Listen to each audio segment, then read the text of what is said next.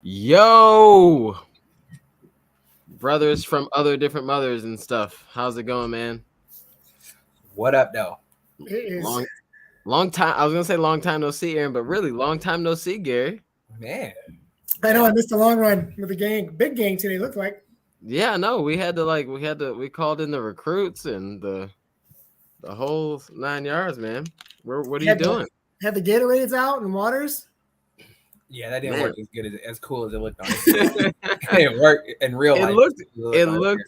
it looked really cool. The thought was definitely there, and I think we just got to perfect it. Maybe like bring out a little table next time. When it gets a little warmer, I think it'll be more like time to play Beta around with testing. that. That's all. Yeah, I meant to take a handheld with me today. Yeah. But once I got running with it, I didn't feel like holding it anymore, so I just put it back, which is dumb.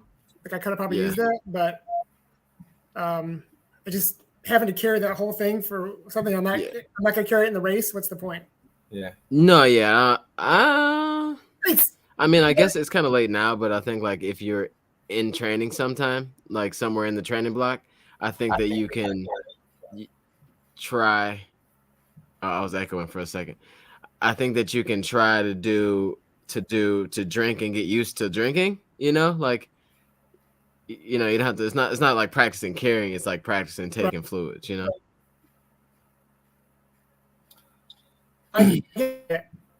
Is he breaking up, Aaron? Yeah. Okay, I thought it was just do me. it. I was trying to wait for him to come back. I didn't want to step on him, but Yeah. So, are you in a motel? You're in a Motel 6? a red roof. No, I'm at a house. I'm right next to the extender. So. Dang. Well, he's good now. Just don't say anything, like shocking or like really exciting, because it gets the internet all crazy.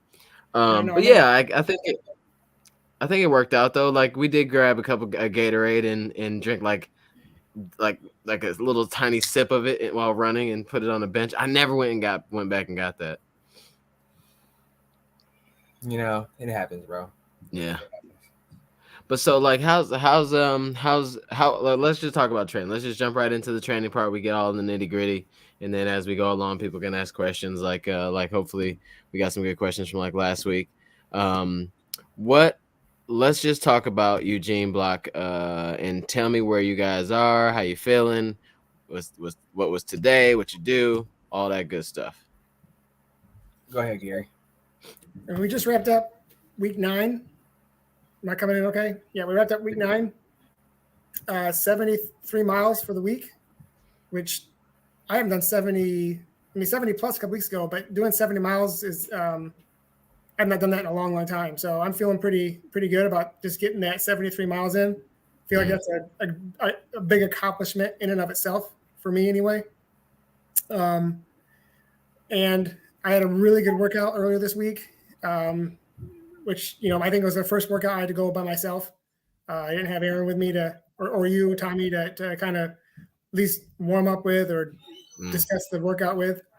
And I thought it went really well. I kept myself disciplined, kept my paces really consistent, all 3 sets. It was 3 miles by 3 miles, 3 by 3. So I'm feeling pretty good. Still, plenty of weeks to go, but right now I'm feeling like things are on track for sure. Yo, wait. So when you say discipline, what do you mean by discipline? Yeah. So in the first half of these workouts, these speed sessions or whatever, I would go above and beyond what my, prescribed rate was, or not rate, but my prescribed tempo rate was. So if I had to go 637 to 628 or whatever, I'd go way past that. Or at least do the last 2 intervals of that way faster than needed to be. Right. Now, as we're getting closer and closer to the marathon, and I really want to dial in as to what the pace is going to be for the race, I'm starting to keep myself in the range that I'm supposed to be in so I can get comfortable with that and used to that. So come race day, once mile 20 hooks up or gets to mile 20, hopefully my legs and my energy are fresh and I can then go faster than what my goal pace is. Yeah, yeah. I just need to lock it in and get comfortable with the current rate that we're at instead of trying to show off or showboat or even just knock out a hot one. Right. Yeah, no. Yeah, I think that's smart though. I mean, because you guys got 4 weeks 4 weeks left, right? 4 or 5. 4 or 5. Yeah, no, yeah, you guys got 5. I got 3. So you guys are 5 weeks out. So I mean, it's probably smart to just not get a little too crazy. I think Aaron's going through technical difficulties over there. But so I'll just move him off for a second until he's ready to go. Yeah, man. So like, so where are you at right now? Like, talk about that. Like, because I think it's really important to talk about like training and like travel and balance and stuff like that. Because a lot of people ask me questions, and I have there's like zero balance for me. So like, what's it like? Where are you at? What's going on? How are you making this work out? So I'm in Larchmont, New York, which is like a 20-minute train ride from Manhattan. I'm at my in-laws' place. They're letting us stay here for the week because we got spring break for the kids. And we left yesterday afternoon around 3 maybe and drove until midnight, stopped in Pennsylvania for the night. I had run in the morning, so I didn't have to worry about my Saturday run. And got into town, said hi, got unpacked, and I just said I got to go. And so just went and GAR'd that whole town of Larchmont, trying to get 20 miles in. It's not flat here. It is not flat at all. Yeah, no, I saw. I think you got like 800 or something like that feet elevation. Yeah, which I'm not expecting. But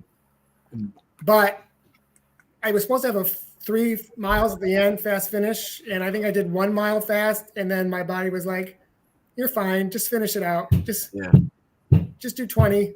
That's so. And I'm not going to beat myself up over it. I got the 20 miles in. Felt pretty good. Probably could use more rest, more fuel, as we discussed earlier with the handheld. Yeah. But other than that, I'm pretty pleased with getting this done, especially because I could have easily skipped it and said, "Hey, I'm on vacation. I got my kids." And you definitely could have been like, I'm just gonna do like a 16 or like a something different. Yeah, but it said 73 on the Strava. That's what it kind of.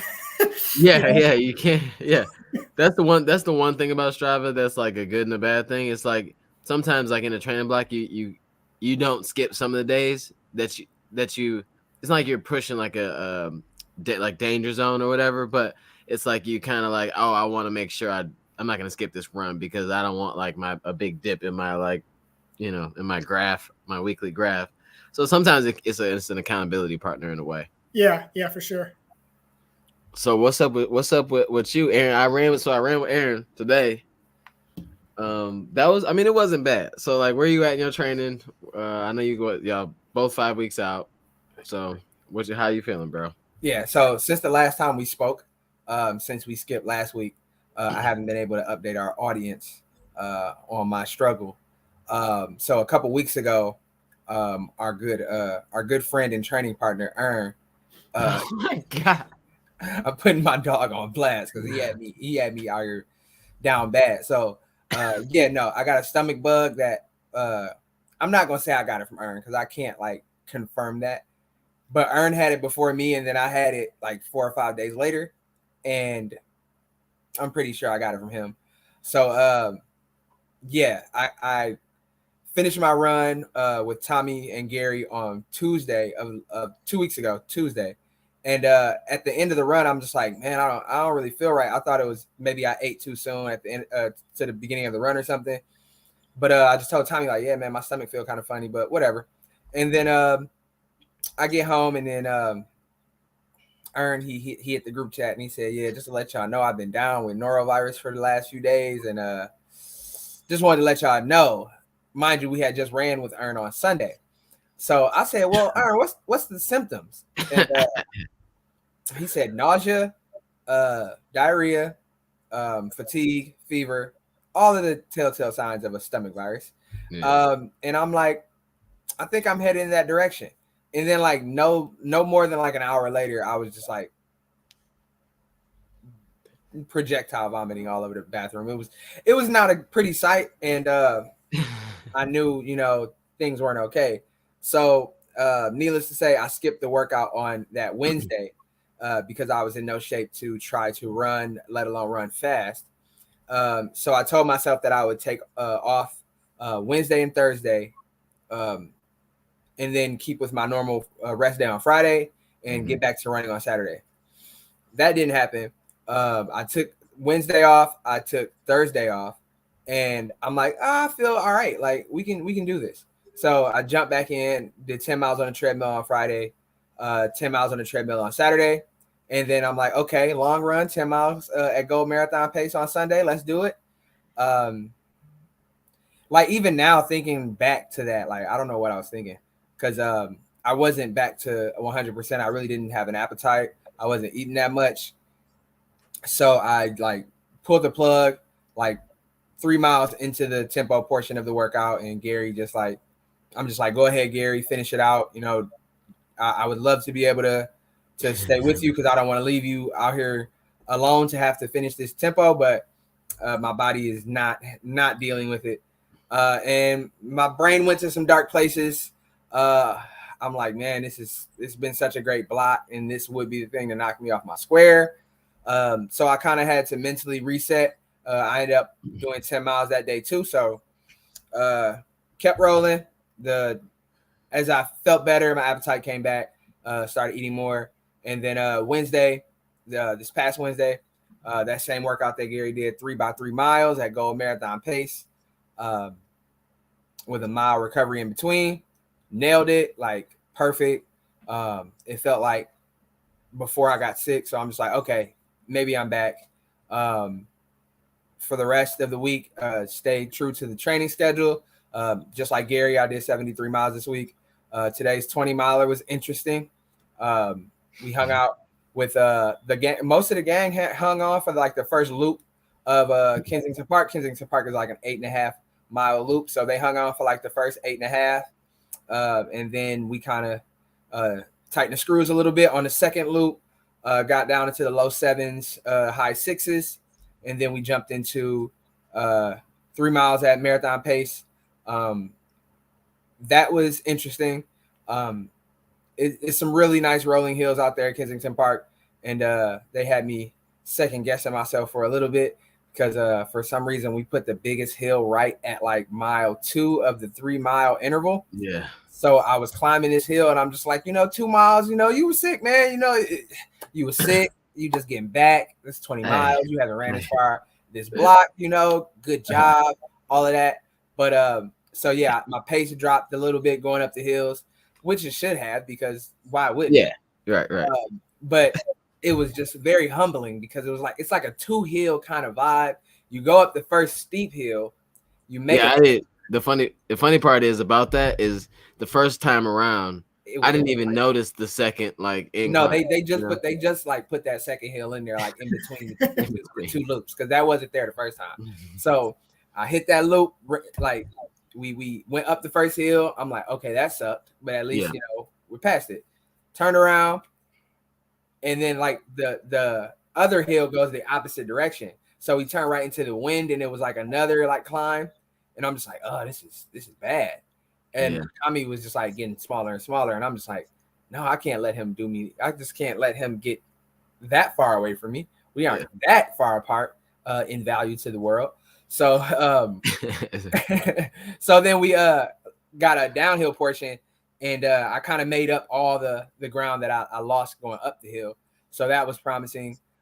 Finished out that last mile was like 6:23, so I didn't go too crazy.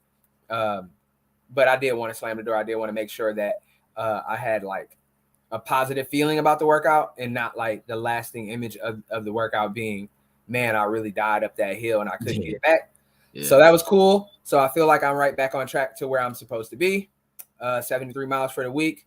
Nice amount of elevation, even though most of it was in the run today. So yeah. Because we was on the treadmill yesterday. So yeah, we was on the treadmill. We ran a Royal Local lot this week. So a lot of flat stuff, but today was not. So that was good. We needed that. Yeah. And to throw in this question here, Mark says that he's driven by Kensington a few times. I see you ran recently on Strava, good trails. Yeah, so like it's got an 8.5 mile paved loop that's pretty nice. Rolling hills, very scenic. It's got all the stuff you want. Like it's got water and hills and wind and sunny spots and trees, and it's a real cool thing. And random huh? Yeah, random fowl. Yeah, we it's saw a lot of what that crane or something. I don't know. I'm from the city, but I think that was a blue herring or a blue crane or something like that. But no, it's a really nice spot. If you train on that fairly often, you'll be ready for hills for any day any course has for you. They do have off road like trails, right, Gary? Don't they have trails like actual dirt trails? Somewhere. Yeah, we've never touched them though. Yeah, and I haven't known where to look, but somewhere there I keep hearing about them. No, I think if you make that, remember when you said I don't know what's back there down that like at the bridge, but you could kind of like veer off. Oh, that way back over there. Yeah, that's where the dirt and like trails are. So because it's got to be a little bit of anything out there, to be honest. Yeah, you got the beach, you got the playgrounds, all that stuff. So it's actually a really cool like family spot. I mean, like we saw people with their kids, or walking dogs and all that stuff. So it's a very mixed crowd. And then there's some people that are flying on like real cyclers, and then there's people that are doing big workouts. It's a really dope spot. Just grab the year. Oh wait, we need to get a cut on this. Grab the annual $40 pass. Oh my God! All right, so listen. Oh wait, where did my mama go? Hold on. Say no. Mama said good thing is good for running because there's no fish in that lake. So here's a quick story. So the mom used to. So number one, mom, like we were running the day, and there's a guy that was with us, Silas, and we saw some people fishing, and he was like, "Oh, good Sunday, perfect day for ripping lips." Boy, country boy, that's some country talk. Ripping lips is the funniest way I've ever heard somebody refer to fishing ever. But anyway, so we used to go out there. My mom fishes like she's a fisherwoman. She used to go like all the time, and we'd never catch a fish there ever. Only person that would catch a fish there is my grandma, because she'll keep like the smallest fish. She was like, you should have stayed with your mama. You know what I mean? But the joke is that there's no fish out there because there really isn't any fish in that lake. I don't think. I've never seen anybody catch a fish in that lake. When you drive in, it's like, do not eat any fish you catch in this lake. That's what it says? Yeah. I don't think you're supposed to keep them. You see you ever see the ice fishermen in the winter? Yeah. Yeah. You ever been on a lake, where people are ice fishing?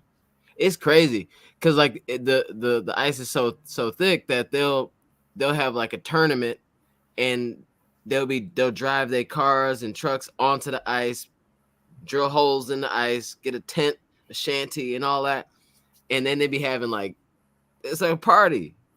Yeah. Are you shaking your head because you're like, I can't wait for this to happen to me? I'm shaking my head because my one irrational fear in life is water, and I'm not going on the ice because I can't. I can't swim.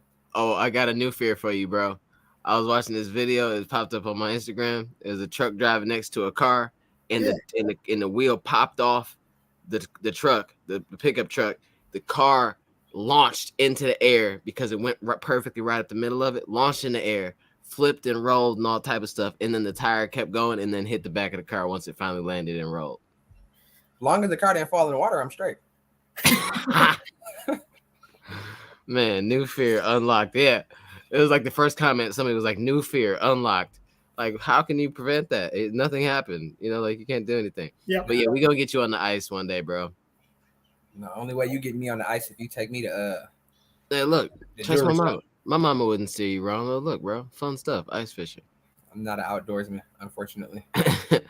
All right, so back to the running thing. So Mark says, how fast do you guys run for a long run pace compared to marathon pace? 30 plus seconds or 40 plus per mile? Yeah, so I guess it starts at 30 up to like a minute and some change, right? Mm-hmm. We started around like 8-minute pace today. Yeah. For comparison's sake, Tommy's marathon pace is like low 6s. Me and Gary, our marathon pace is around like mid 6s. So yeah, we're like 90 seconds. Sometimes we'll start out around 8:20. Just kind of depends on the like the aim for the day. If we know we have some like marathon pace work, we might take it a little easier starting off. If it's just like a time on feet long run, then we might like tighten the screws a little bit at the end and get it down to like low 7s, maybe high 6s. Yeah. But no, we don't try like on days that we aren't like prescribed marathon pace, then we try to avoid marathon pace on long runs. Yeah, the most Luke will do lately, and some of his newer plans, is the pace window will be 10 seconds, like minus 10 seconds for marathon pace.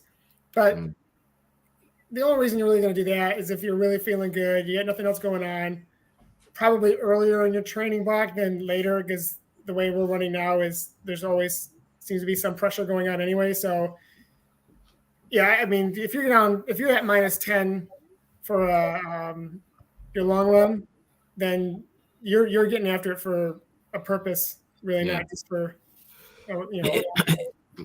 Yeah, because in the beginning, I think our long run pace, we didn't really have a long run pace. It was just like mainly easier running to just get the miles in and recover and get back onto the training for the week. Yeah. But lately, it's been getting a little bit more aggressive, and some runs are like try to keep it a little more on the easy side. Like they said, it really depends on what the run calls for, because some of them will be more of a progression run. Some of them will be, right. Some of them will be, just it just depends. But yeah, I would say like 30 seconds to a minute and a half more. All right, go ahead, Aaron. All right. So we've been clowning Gary for the last for like the whole training block for oh right, you just totally skipped over the fact you was on the fall guy, the fall guy of the group. Unfortunately, a couple weeks ago on that long run that the long run in question that I got the stomach bug. I feel like I got the stomach bug. I wasn't the only one running with Earn that day, but I was the only one that ended up getting the stomach bug. And I think it's because at about mile 8 of the long run, I got caught by like the concrete monster, sidewalk monster, if you will. No, that was an ice block. Remember that? Yeah, it was crazy. Yeah. It was crazy. I kicked it, I rolled, you know what I'm saying? I was on the ground before I knew it. And Earn, being a great friend that he is, great training partner, he reached out, he grabbed my hand, he picked me up. Sometimes we fall down, like they say, but we get up. You know what I'm saying? He grabbed my hand, he helped me get back up, and we both had on gloves. And I just thought back, like, man, like, how many times during a long run do you wipe your nose or do something with your gloves? And like mile 8, so it's like all of his germs, and then from then on, it's like all of my germs. And it was just, I think that's what caused the contamination. Because like I said, Dante didn't deal with it. Gary didn't deal with it, but they all stayed upright the whole time. Tommy didn't deal with it. I was the only one that got it. And I know my immune system is not the weakest out of all of us, because no offense, I'm the youngest out of all of us. So, oh my God. So I should be straight. Wow, that is crazy. So it's the only way. So if you don't want to get sick, please stay off the ground. Or just get up by yourself, man. This ain't basketball. Get up. I'm gonna start getting up like Rey Mysterio. yeah. No, Earn should have did you like LeBron did, homie. Just left him on the ground. But yeah, that was crazy, because the next day he was like, man, I just don't feel right. And you thought it was graham crackers and EUGENE. EUGENE and graham crackers caught strays for no reason. So we got some more questions. So yeah, I don't know. Mark is asking about the Hansen's plan shows 15 to 16 miles. Let's go with Malik first. Okay, my bad. And we got some PR bells to ring too. I forgot all about that. We didn't do that last week either. Dang, okay. Wait, which one, Malik? Right here? So we'll go with this one. Would you simulate? So before that, he says he got the Cherry Blossom 10 miler this weekend in DC, which is 2 weeks out from Boston. Humble flex. There are a lot of variables depending on runner experience, training, etc. Question: would you simulate a long run with more pre and post miles, or just max out as you begin to taper? I would say personally that it kind of depends on how you go into the race. If if during the week you're already kind of cutting back mileage to run hard in the race, then I would just say do a warm up and run the race hard and call it good. But if you're still just training like normal and treating that like a long run, then yeah, throw some mileage at the beginning, do the race at a long run pace, don't get too crazy, and then throw some extra mileage at the end, try to get to whatever number that you're supposed to do for the week. Malik, I know you specifically have a coach, or at least have someone that you bounce ideas off of for. So I would ask them like what would be the best plan of action. But I would say it really depends on the buildup. If the race is built into your plan as like a fitness test or something like that, 2 weeks out from Boston, I wouldn't imagine that that's the case.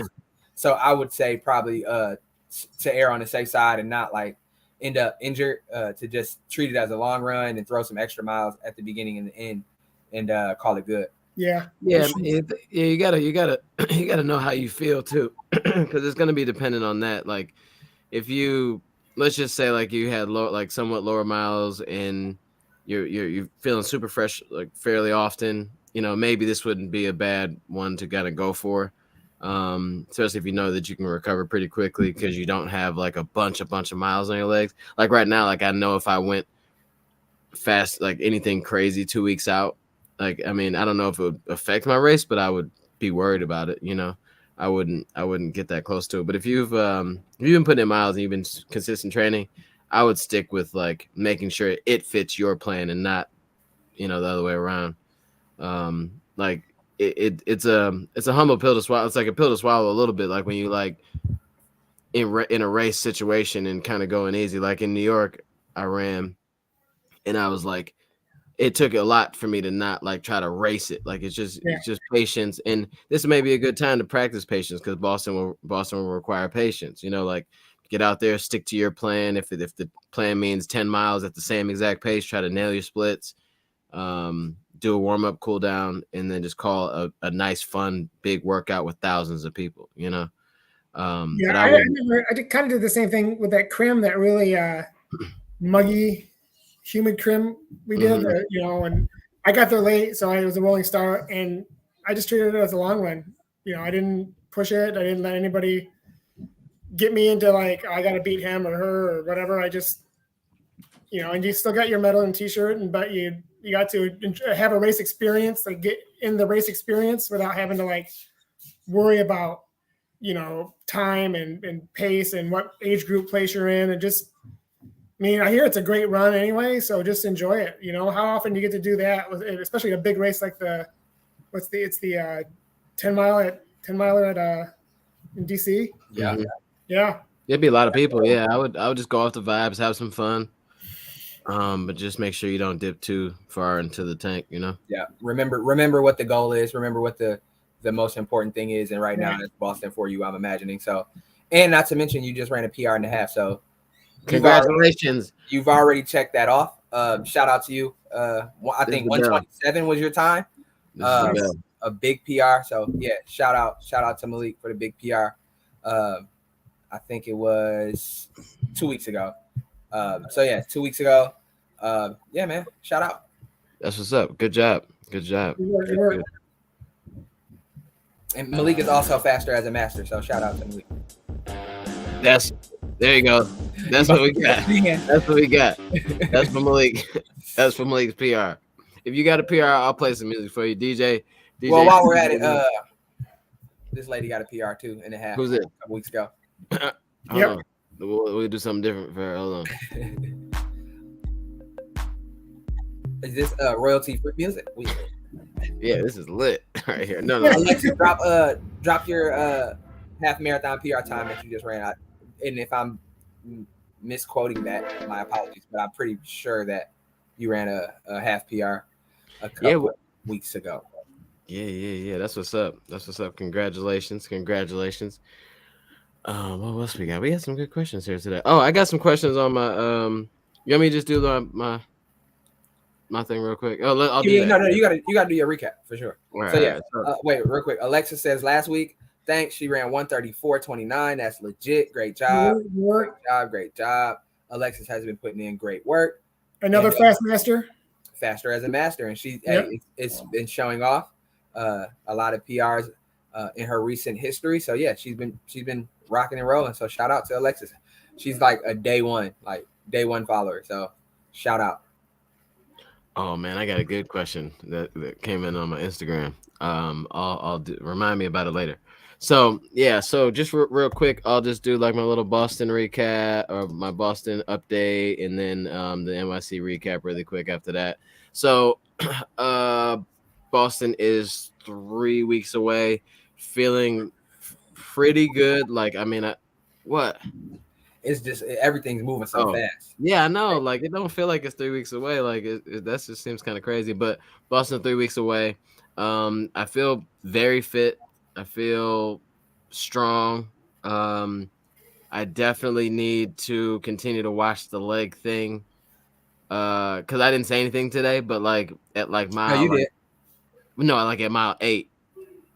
It's like it was like I just had to ignore. It wasn't like crazy, but it was just like starting to creep in, and I'm like, this is anyway. So it's not the same pain though, so that's good. It's like a different thing. So I think maybe the taper will probably. That's what I kept thinking. Like just get through this run in the next week, and then hopefully the taper kind of like addresses some of those issues. So, but feeling really good. The runs have been great. 70 miles for the last 4 weeks in a row, at least. This week was like 75 or 74 with the 20-mile long run today, which is the 15 from easy to moderate pace. And then 3 miles at Go Marathon pace, and then a 2-mile cool down. So that everything went well. Finished I negative split the 3 today, the three marathon pace miles, so that was cool. But everything's been really good, man. Like yesterday we ran 12 miles on a treadmill. Granted it's the treadmill, but felt really great. Like after you ever have those runs where you run and you feel the same as you felt before you started, like just nothing happened kind of. It's like okay, that was the thing. But for it to be 12 miles was kind of like, oh, like that's really great, and my heart rate was really low. So then today was like a nice, really solid effort. So hopefully the bounce back will be quick and then get back to it Monday. So I'm feeling very confident in my physical ability this time going around. Just and then my fitness levels there, and the aerobic capacity is there. I feel like strong enough, with the hills, because racing New York City, that kind of showed like the hills are just hills, and they have a uphill, but they all have a downhill too. So I'm just gonna keep that in mind, but. Just got to make sure I monitor the leg and, go to ramp a couple times and make sure we just continue to work it out. Make sure I go to Boston feeling as good as possible, and then address it after, crossing the finish line, Right. And then jumping into the fun stuff. So I ran the NYC half last week.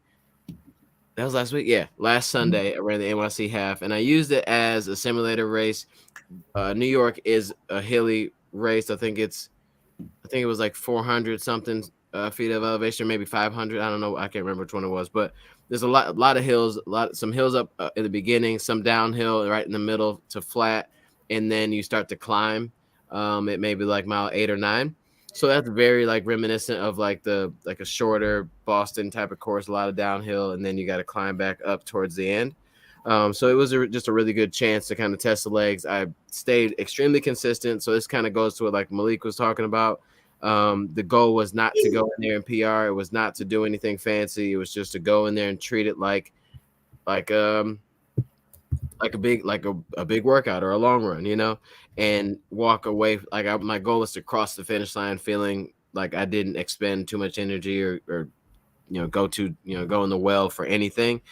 I think maybe right towards the end, I had to use a couple not maybe full mantras, but like a couple moments where I had to like pull it together because going through Central Park is pretty hilly. So just like a quick recap for the race, I actually ran with Erica. If Erica from Tracksmith in New York, she's also Black Roses. She's also on the list of black women that have run under Black American women that have run under 3 hours in the marathon. So I ran with her because we had the same goals that day. I ran with her for the first 6 or 7 miles, but unfortunately wasn't her day all the way. She had a really great race still, but she just kind of pulled back and stayed within what she needed to for the day. So it was really cool to run with her. The fact that like, so Erica is like the queen of New York running, essentially. Like everywhere before we started, people are like, we're jogging back and forth in the corrals. Like, so the corrals had this like lane where people you could warm up back and forth. And you know, normally when you're in your corrals, once you're in your corrals, there's no bathrooms. Like, you got to go like back. You got to go to the bathroom before that. They had 300 porta potties lined up from the start line all the way up to like the last corral. Like, it was perfect. Like, all the bathrooms are in there. It was perfect. So shout out to like NYC half or NYRR for you know, making it such an easy, you know, process. But started the race. Crazy thing is, they let like all the police and the fire department who want to run first, and like after the elites go, then they put them up front, and then they go, and then we start like right after that. So like the first mile was my first mile was 6:50, because we couldn't go anywhere. Like, you had to like just kind of try. And we were right up front, like not like right at the start, but we were only a few seconds off, you know, the gun. But it was just so crowded, like we just had to wait. So 6:50 kind of threw us off a little bit, but got down to 6:01 after that, 6:06, 6:12, and a lot of downhills, a lot of rollers, a lot of flat parts. So it was just a fun, very active course. My goal was to try to cut down at the end, and I was able to get to like 6:01, 5:51, and 6:01 right at the end, and kind of finish out strong through Central Park. But I felt like I walked away from that race 100% like I nailed like the best workout, you know, because that's what it was. I didn't get crazy. I didn't allow other people and stuff to get us off path. But it was super cold. It was 30. Well, it was 30 degrees, but it was like 20 with the wind chill. And there's a big section of the course that's maybe mile like 4.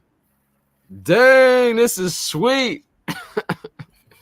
I was wondering why Aaron was looking so serious. I was like, dog, and my story sucked this bad. So like, where's the start? Is that start at the bottom? No, yeah, so this is the first lap. But I mean, like, on the little dot. Yeah. So you do this like little weird lap in this little park, and then you come out, and that first stretch all the way, that straight line right there from the bottom to the middle was all headwinds. And it was like we had to tuck behind some people because it was just so aggressive.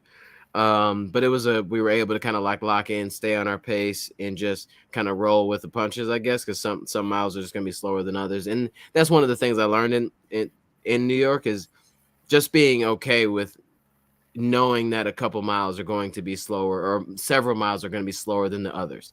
And if you do some research on the course that you're going to run, you can kind of see, based on the elevation changes and the where the gains are, you can see which miles will be slower, you know, than the rest of them. And that's okay though, because it's not, you know, when you say like, oh, I want to run 6:30 for the marathon, 6:30 pace for the marathon, that doesn't mean every single mile needs to be 6:30. Right. If it's an uphill mile, like on this one, the uphill mile the first mile was an uphill mile, really.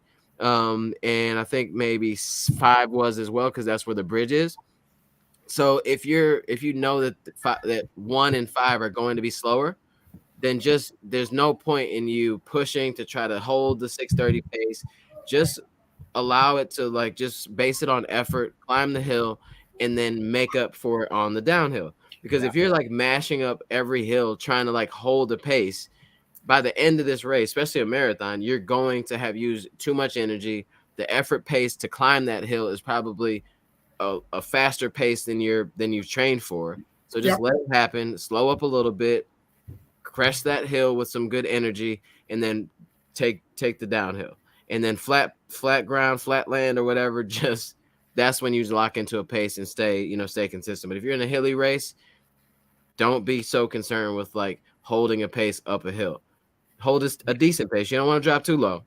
And it's pretty interesting looking at your data, because mile 5, your actual pace was 6:27, but it says your grade adjusted pace was 5:55. So look at that. That's even crazy. then, like, it was 10 seconds to almost 15 seconds slower than what you were trying to do, but the effort was 5 to 10 seconds faster than what you were trying to do. So it's like, yeah, you have to give yourself that grace and that just understand in that moment that it doesn't suck. Like it does suck, but like you're not dying, you know, like you just got to make it through. And then once you make it through, you'll be able to get back on track. But don't like, I tend to sometimes have the feeling of the world is falling when like everything, like the sky is falling when I start going up a hill and I start like dropping my pace because I feel like, oh no, I'm never going to get back to it. Yeah. But trust the fitness, you will get back to it, and it's just a moment. Don't let it be the entire race. Yeah, and like you said, even then I backed off 20 seconds. I mean, 15 seconds, and I still was pushing much harder than you really should be, but just backing off enough so where you can look at your watch and say, okay, I'm not stressing right now. Like that's a big deal to like know that you can relax a little bit, because if a whole mile is pretty much an ascent, there's going to be a downhill at some point for you to then make up. So just be patient, wait for that moment, and have the energy to do it. Because I was watching, if you go to YouTube and you look at Boston course review, there's this one that's like a hyper speed time lapse from start to finish of the Boston course, and then every now and then like a pro that's run it will jump in and say something or whatever. And then this one part, Ryan Hall, who obviously has a legendary like 204 or something like that on the course, he was saying that what's the thing that he focuses on with hills is making sure that he has enough energy to take a couple 5 to 10 quick steps once he gets to the top of the hill, so he's ready to start going downhill already. So like don't wait till the hill is there, you're on the downhill to start speeding up. You want to get to the top of the hill with enough energy and power still to turn your legs over when you're at the top. So by the time you start the downhill, then you can get free speed. Because if you're trying to accelerate downhill and force the hill, you're dipping into, you're going fast, but you're using a lot of energy to do it, So anyway, so it was a really great day, really great course. It was probably the weather and the wind was probably enough for me to like have changed my goal and just been like, you know what, whatever. But I was able to like just stay calm. I kept telling, just relax. It's cool. Be calm, run smart, all that.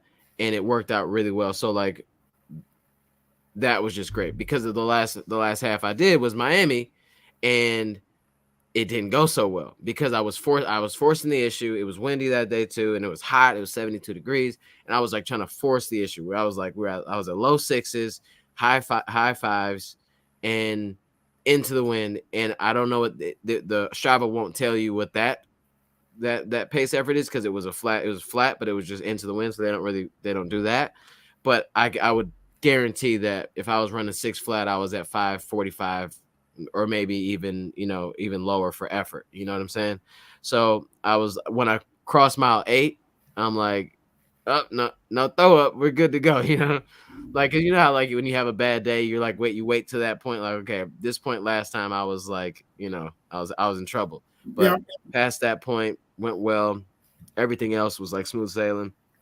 Coming into the park is offensive. Central Park is not flat in any way. Like they had an 800 sign, like 800 meters sign, like 800 meters left, and then 400 meters left. So I saw the 800 meters left, and I'm like, okay, cool, because it was right at the top of a hill. So like I'm like, that's dope because I've never run on a track 2 laps downhill because I'm thinking the rest of it was gonna be downhill. You get to the bottom of that hill, then it's like this little steep climb. I'm like, oh, this is a different 800 meters than I'm used to. But it was a great day, great course. Loved every minute of it. So. I think I would definitely go back to that race because it was fun. It was a fun day. Fun day. Yeah, it looks like a good race too. Yeah, definitely. Always a good time in those races. That's kind of like culture, like the culture like comes together for a specific race, and you see like a bunch of the running like influencers, a lot of your running friends, and all of that cool stuff. So yeah, it's definitely a cool opportunity for you to get out there and kind of push the Tommy Runs agenda. So that was cool. Yeah, and it was a cool opportunity to throw on a polo too. I got I got a lot of attention on that polo. I think I'm gonna have to keep doing it. I mean, it was perfect because it was 30 degrees, feels like 20 and windy, and I had on a Brighton base layer under that, so it's not like what's gonna happen. I mean, what's the worst that's gonna happen? I assume the collar keeps your neck just a little bit warmer. Right. I had it buttoned up all the way too. I wasn't doing these little, I'm straight job interview with it. You didn't pop it, so that's good. Yeah. Yeah. It's not it's like I started all all the way up, and then you get to the end, collar stretched out, talking about it was fine. No, it wasn't, bro. I can tell. That collar, okay, you've been used it too many times. But yeah, so that was cool.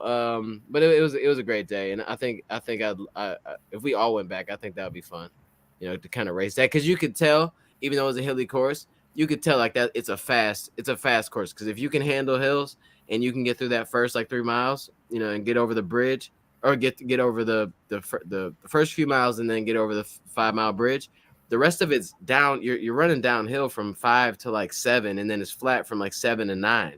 So like if you can get running with some people, I mean, you could really go for a little bit, and then as long as you have enough, to kind of finish, then you're good. So I think we gotta hit it up. We gotta hit that up.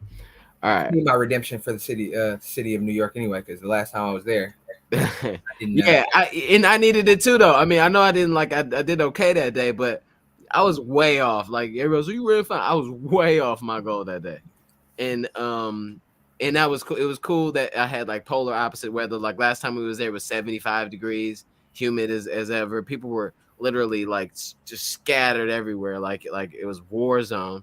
And then I go back, it's 50 degrees colder and windy. That's the real New York. Yeah, that's the real New York. Like, but I'm like, when can I get a decent New York? Like when the stuff to be on TV, Mm-hmm. All right, let's jump into the shoe thing, and we'll answer some more questions. You want to do that? Sounds good. Yep. All right, boom. So shout out to New Balance for locking in again with us, and they sent over the New Balance Fuel Cell Propel V4. I don't know where I was going with that. Propel V4. So this is actually, like, I'd like to just talk about the price point of this shoe. This shoe was $109, right? And honestly, I was trying to think about it, bro. There's not that many shoes that are big brands like this that are $110. No. The rest of all the past. Yeah, like all their entry level shoes nowadays are at least 140, 130. But so these are $110, $109.99 on New Balance site.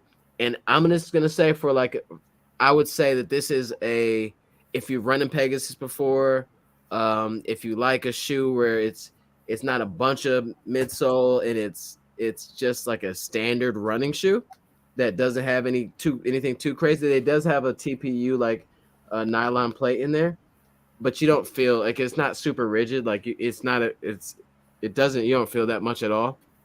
But I would say this is to me this would be like a 6 to 10 mile shoe. Like just if you want to get after it a little, you want to be maybe a little faster, a little slow. It seems very versatile at the moment. I don't know about long runs, but some people run long runs and stuff like this all the time. But it's a really good shoe, definitely worth the money. Yeah, I think that's the biggest upside to it, that it is a budget entry, but it doesn't perform like a budget entry.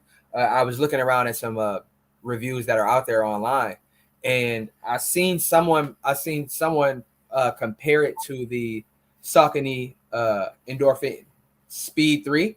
Yep. Really? And I would agree. Huh. Yeah. And less shoe too. Yeah. Well, the Speed 3 is pretty minimal. No, not really, man. It's got quite a bit of foam, but on the foot it doesn't feel like much. Right. This is kind of similar. Got it. Like aggressively neutral, like just aggressively normal. It's just there's nothing that jumps off the page. It's not super it's super bouncy, or it was super responsive, or it was super light, or it's super cushiony. It's none of that. It's just like solid, just like right down the middle, like 91 mile an hour fastball right down the middle. Like if you want it, you can swing at it, but it's going to get called a strike every time. So yeah, I like them. That's exactly what I told Tom earlier this week. I said the one thing I noticed about the shoe was I didn't notice it. Yeah. You know. Yeah, and that's a good shoe. Which is nothing to complain about. That's high praise, really. You know, no hot spots. I didn't feel like I was super comfortable. Yeah, I said I was worried that I was getting like the what's the super comp? You know, you kind of feel. Oh yeah, with that ground of this, yeah. But you don't. It's just a solid trainer. I'm going to take it out tomorrow. You know, for my 10 miler, just to get some outdoor runs in it as well. Yeah. I think once we take it outside, we get to really see, because I think we all ran it on a treadmill, but I think it'll translate well to outside running. Just a very versatile everyday trainer, and for $110, if you can get an everyday trainer that you can put miles on, I think that's like a no-brainer for me. I mean, because for me, it was like, because we've run in more minimal shoes on the treadmill before, you know, like it's not like so I expected it to be a little more, not a rough ride, but I felt like, because even with the treadmill, if you have a flat shoe and not much going on, I mean, you're gonna feel it, like, you know, like you can feel the treadmill, it's a more impact. This, like, it absorbed the impact of a treadmill pretty well. So I'm imagining with a little bit more control, like outside of, you know, like your foot can do its real thing. I would imagine that's going to be really great. So far so good with the shoe. Like you said, we haven't running it outside yet, but you'll stick around for, like, you know, on Instagram, because you're going to see the shoe pop up more and more. I will definitely be running in it this week for sure. Same. Yep. It passed the test enough, because I've run on a shoe on a treadmill and never put it back on. Yeah, it wasn't like first time, last time. It wasn't. It definitely wasn't one of those. Yeah, and then with it being this far, honestly, with it being this far into our training blocks, for me, it's like one time and you got one chance, because like I ran in the shoe with you, Aaron. Like we were running, we had to come back to the house just to take the shoe off and change shoes. Was that you or Gary? That was me. Yeah. We ran like 2 miles. Yeah, we ran a mile out, and I'm like, we got to go back. Yeah, and I had to come back to the house. It was too far for you. It was just an easy run. Yeah, I felt it was just too much. And I'm straight on that. I got too many goals out here with this next race. Yeah. So let's jump into these questions that you have in your all right. The safer work ones, though. Safer work, because they are in your Instagram DM, so you know. No. It's not technically DM. All right. This one's for Gary. This is Shakeout Miles. Whoever runs Shakeout Miles Instagram, it'd really rock with us, right? I don't know who that is. Yeah, for sure. So it says, Gary, can we pay for GAR experience, or is that only for those living in the Detroit metro area? And this kind of tees up an idea that we've talked about before. Yeah. Yes. Yes, you can buy them. Gary will map out a confusing run for you anywhere you want to go. Yeah. Oh, did you see my live, Gary? I did. And I thought to myself, I've actually seen this before. I think I've actually done this route. This is the Gary route right here. Yeah. I think I go back through my Strava. I'm like, I think I know where that is. Like, I gotta go. Oh, hey, Joy. Joy. That's her. She runs Shakeout Miles. That's awesome. Yep. Yeah, that's dope. Thank you so much for rocking. So she sends a bunch of questions. We got one for Aaron. Which one?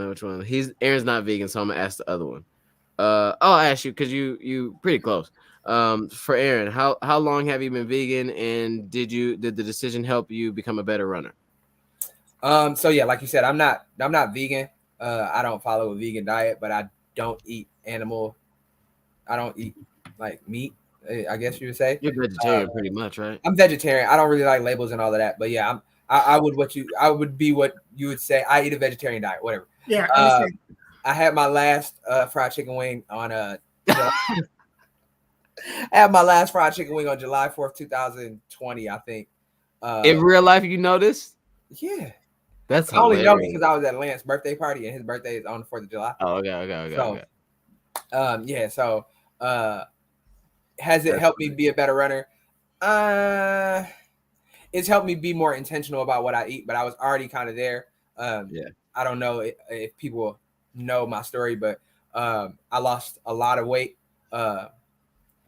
right as I was getting into running. I lost a lot of weight, so I was already on track to being more intentional about what I ate. So not eating meat just kind of puts an extra focus on that, because like now you really have to figure out like what you're gonna eat. You can't just like be like, oh, I can eat, I'll find a chicken pita or chicken sandwich or something crazy like that. Like you can just you have to like actually be intentional about what you're eating. So I would say yes, it's helped me with discipline. It's helped me maintain a healthier lifestyle. So yeah, if I was still eating Big Bufords from Checkers, I probably wouldn't be as good of a runner as I am now. So there's some professional runners out there that we've talked about. Like, imagine if they put down this chili cheese dog, they'd be going crazy. All right, so question for me, Tommy, why are you still having knee pain? Was there a diagnosis after Boston last year? So it was there's like inflammation in, like, they call it like the pes anserine. There's like 3 tendons that go down the hamstring and attach on the inside, not inside your knee, but on the inside left. It's like if this is your kneecap, it's like right on the inside here, where they all 3 connect to one like pad, and that pad gets inflamed. And I'm assuming it doesn't. I went through those three marathons last year with no issue, but there was no hill training either. There was no fast downhill training. So I think it's the way that I run downhills at a faster pace is the issue. Because when I'm running uphill, it's like nothing. Like even in Boston last year, the fastest parts of that race for me were the going up the hills, because that's when I could like push a little bit. But the way that I was jamming up, so yeah, it is what it is. It's nowhere near what it was when that day happened or anything after that. So it's very manageable, and I just have to make sure that the hamstring is good before I run, basically. All right, that's a good question. And then Aaron, you all run a lot of miles now, but when you first started, oh no, we're gonna do that one. Hold on, this one's a good one for Gary. I don't know what the whole question says though, because it got cut off. But as a fellow 47-year-old, do you think it's possible to improve significantly without? I don't know what the without is. Taking steroids.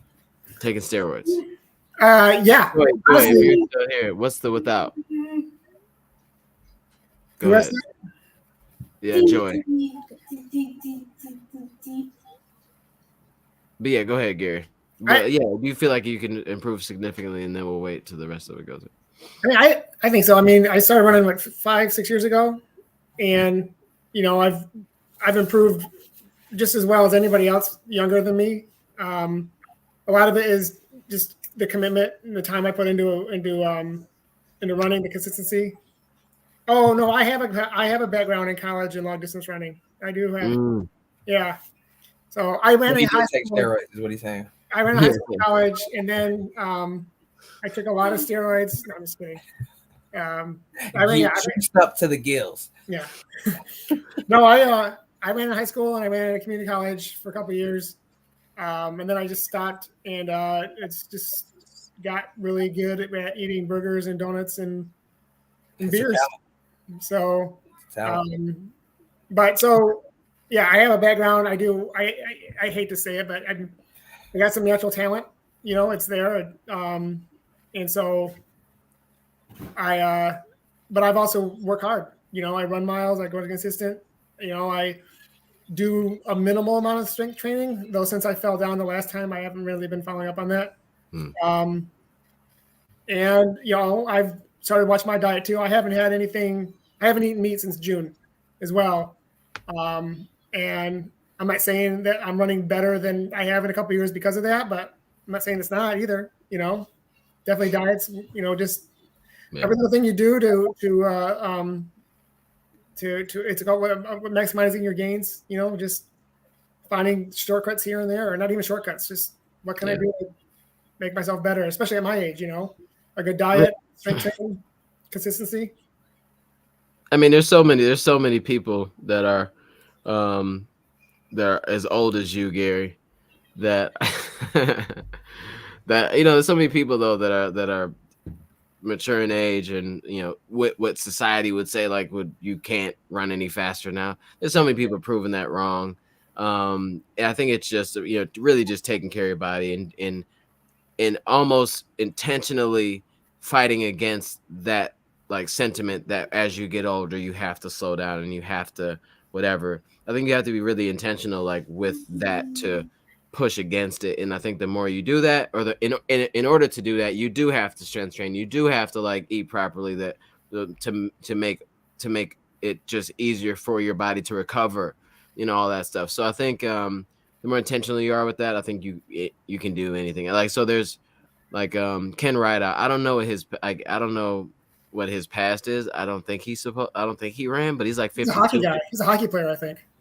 I mean, he's athletic, Yeah. and boxer and all that stuff. So he probably jump rope and jog for whatever. But like, he's 52 and he's running sub 235, 230 in marathons and taking the Masters crowns in all these big majors.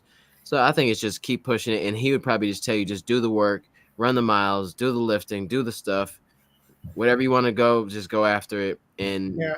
And the other thing I think is important is I don't think of myself as 47.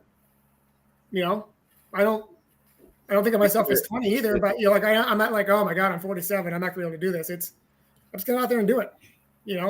I see other people doing it, other masters doing it, 47 ain't what it used to be. I mean, because what, 40 years ago, 47 was like you up there, brother. Right. But no, it's not the way it is, and it's not the way it is anymore. And Alexa says you have to train a little smarter as a master, but you can definitely get faster. Yep. She got bars today. That's crazy. Hey, bars. Bars. All right, and then real quick, I guess we might as well round this one out. Unless anybody has a really good question to throw in there, we'll end it with Alexis. Have you all made final decisions on race day shoes? I will start with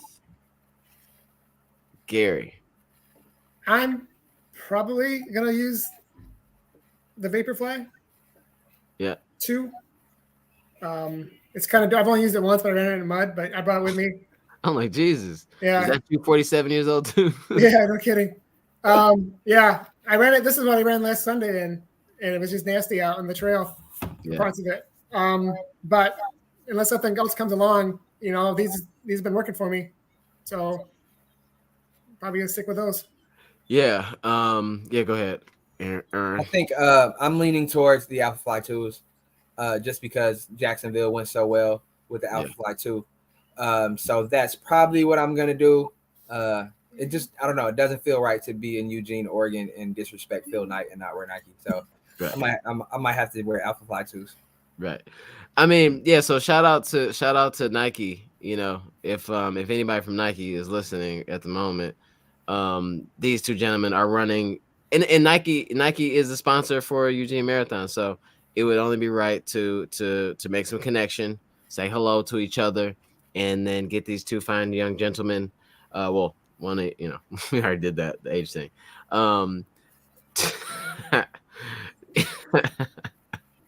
Some Nike, some new Nike kicks to rock, and because we're doing the Motown to Tracktown, it should be really dope. Just the energy, the vibe, and all that stuff. It would be cool to pop out with some fresh kicks. So shout out to anybody at New York at Nike who wants to do that. And so for me, I have no idea, honestly. I really like the Saucony Endorphin Elite. I wore that today, but it's not it. I do like the shoe a lot. It's just not it though. Did you tell the shoe it's not you, it's me? Yeah, I did. I said it. I put it on the rack. Like, trust me, it's me. It's my leg. I blamed it on the leg. I just can't. But I like them. I do. But it's just like, as we're doing the work, and they're just a little more loud than I need them. Like, it was just a lot going on for me, and I was just finding excuses to not like them. That at that moment. Because I didn't like them the first time I wore them. I loved them the second time, and I liked them today. So like, I need to be in love, Yeah. And so for me, it's like Adidas Adios Adizero Pro 3 or just the good old Endorphin Pro 3 because I ran a marathon in that shoe. I liked it, and I think that would be a good fallback too.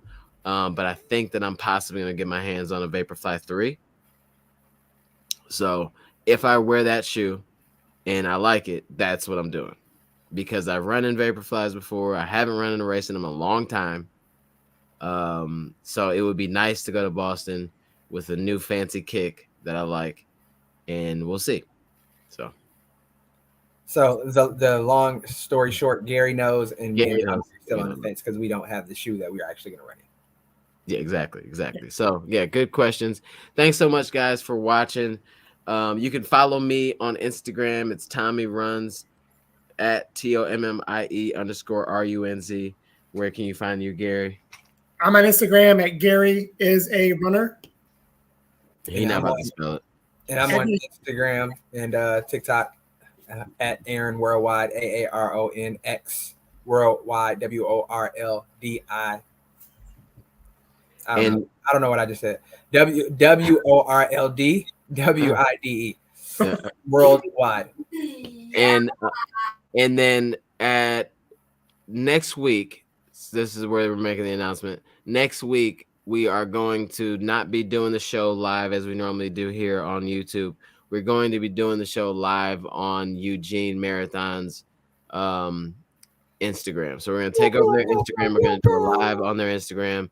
So set your calendars or watch our Instagrams. We're going to make a post about it. Come over, join, ask your questions there, and then we'll actually be taking people on, if we can, live to join the show with us for just a few minutes or a minute or whatever, kick you off, move on to the next person like a radio show. So tap in. That's a dope look to let them, because there's plenty of people. I gotta find a EUGENE shirt. I know, yeah, you gotta come EUGENE shirt. So it's cool. We gotta I don't even know if I have it anymore. It's a dope opportunity. There's plenty of people running EUGENE, for them to tap in with us and have us come out there and do all the stuff we're gonna do. For them to rock with the Motown to Tracktown heavy enough to say take over our Instagram, it's an honor and a privilege. So we're gonna do that and introduce ourselves to their audience, and hopefully y'all come over and join us as well. So see you all next week on Instagram at EUGENE Marathon. Don't follow them now. You might as well follow them now. Yeah. They're going to count. All right. Peace out, y'all. See you. Hi.